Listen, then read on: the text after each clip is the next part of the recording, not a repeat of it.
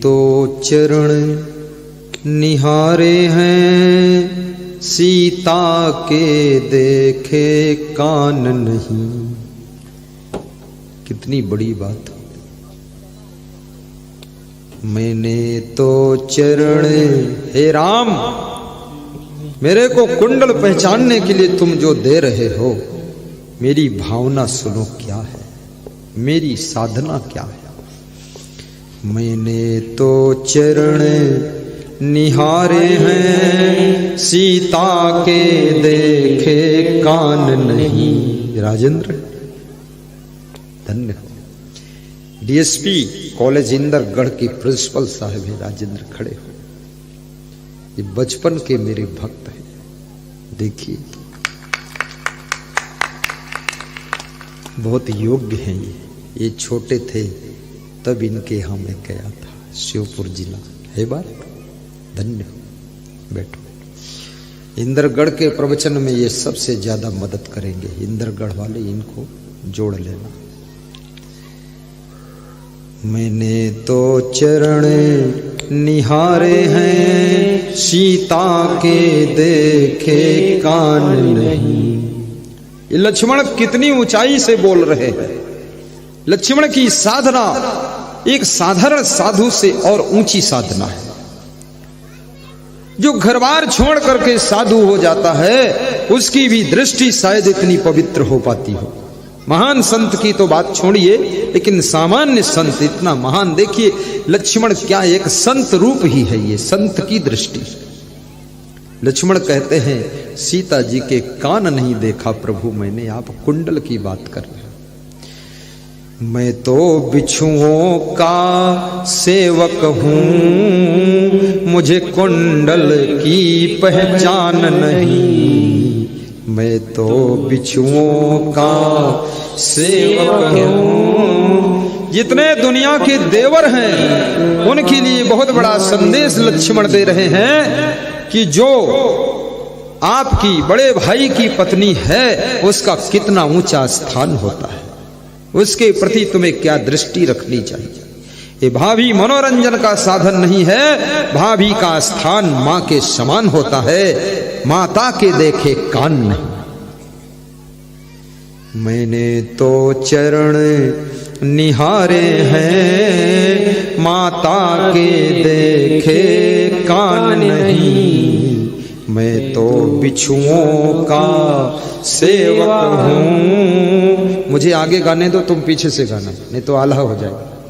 मैं तो बिच्छुओं का सेवक हूं, मुझे कुंडल की पहचान नहीं।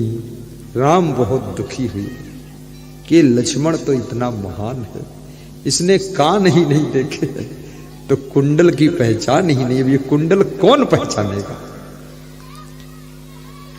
लक्ष्मण के शब्दों को सुन करके राम की विह्वलता कम हो जाती है, व्याकुलता कम हो जाती है और उनको ऐसा लगता है मेरे साथ लक्ष्मण है, अब सीता को खोजने का लक्ष्य भी पूरा होने वाला है। क्योंकि लक्ष्मण इतना महान है, कुंडल की पहचान हो ना हो लेकिन सीता की खोज हो जाएगी। मेरे साथ एक महान व्यक्ति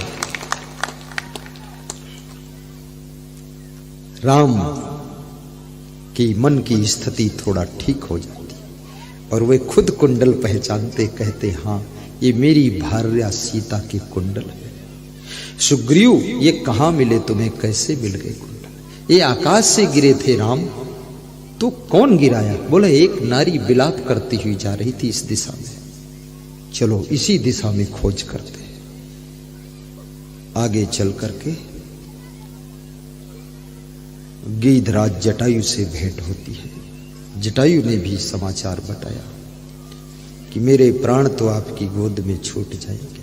देखिए जटायु तड़फ रहा है लेकिन राम के दर्शन पाकर खुश हो रहा है, लेकिन राम जटायु की भक्ति को देखकर रो रहे हैं। एक नारी के सम्मान को बचाने के लिए जटायु ने अपने जीवन को बलिदान किया है। लेकिन जिस समय द्रौपदी का चीरहरण हो रहा था, भीष्म पितामह भी देख रहे थे, और उसको ब्रेक नहीं लगा पा रहे थे, नारी का सम्मान नहीं बचा पाया।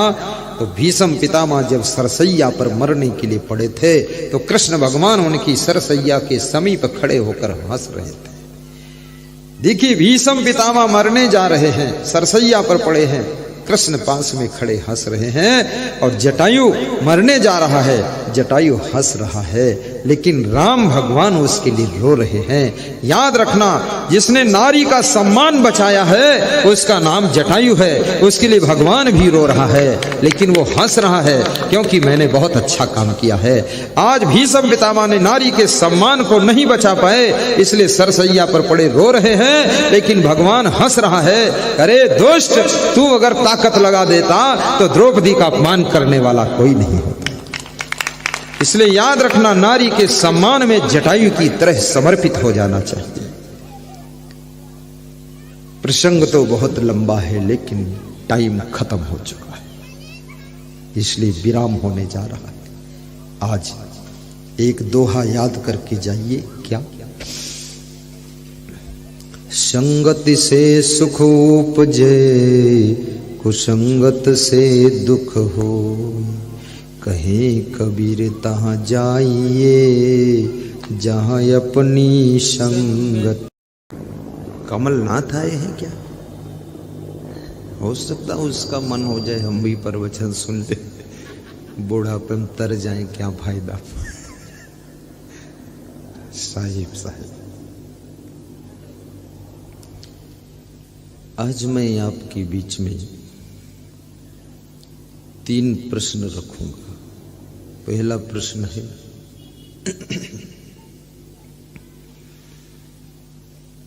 आत्मा का स्वरूप क्या है? जीव किसे कहते हैं और परमात्मा किसे कहते हैं?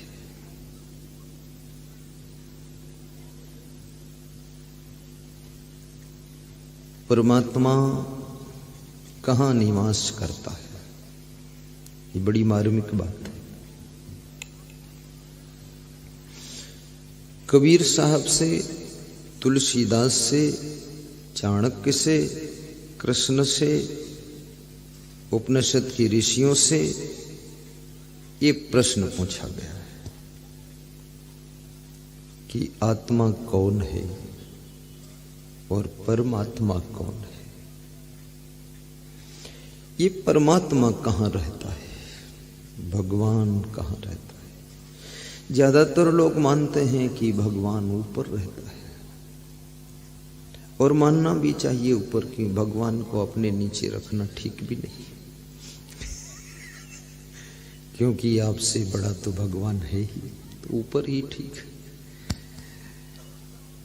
लेकिन ऊपर रहता है तो ऊपर कहाँ रहता है? ऊपर कोई मकान नहीं है, बिल्डिंग नहीं है, ऊपर कोई भी निवास करने का स्थान नहीं, तो ये ऊपर रहता कहाँ? और फिर यदि भगवान ऊपर रहता है और नीचे तुम रहते हो, तो बीच में कौन रहता है? ये भी संदेह है। तो कहते हैं कि बीच में वह आत्माएं रहती हैं जो मरने के बाद मुक्त नहीं होती है और जन्म भी नहीं लेती है, बीच में लटक गई तो बीच में लटकी रहती है। ऐसा भी सुना जाता है, लेकिन सच क्या है? ऊपर वाला कौन है?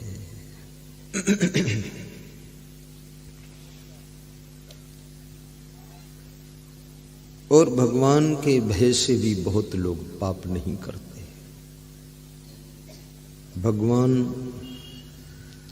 के प्रेम में भी बहुत लोग पाप नहीं कर रहे। भगवान की भक्ति है इसलिए वे पुण्य करते रहते हैं। भगवान की मान्यता भी इंसान को सुधारती है। भगवान मिला कि नहीं मिला, कितने लोग कहते भगवान भगवान है नहीं, सब देख लिया कहीं मिला नहीं। तो उनसे पूछा गया कहाँ कहाँ देखा? बोले तीर्थों में भी ढूंढा, मंदिरों में भी ढूंढा और चारों धाम में ढूंढा, जंगलों में, कंदराओं में, पहाड़ों में, गुफाओं में, लेकिन भगवान मिला नहीं कहीं। और कितने लोग कहते हैं जो भी भगवान है सब यही है, और क्या है, कहाँ है? तो यही है तो यहाँ कहाँ है? कितनी स्त्रियां कहती हमारा पति ही भगवान है, झंझट खत्म कर दिया है। अपना भगवान घर ही में रखती हैं, जब चाहती तब बेलन से बेल कर रोटी खिला देती हैं, थोड़ा गुस्सा होती तो भगवान की पीठ पर एक बेलन भी मार देती भगवान। लेकिन आज तक स्त्री ने तो पति में भगवान का रूप देखा है, लेकिन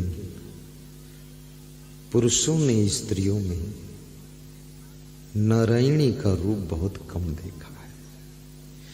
वास्तव में यदि नर में नारायण है तो नारी में फिर नारायणी भी है।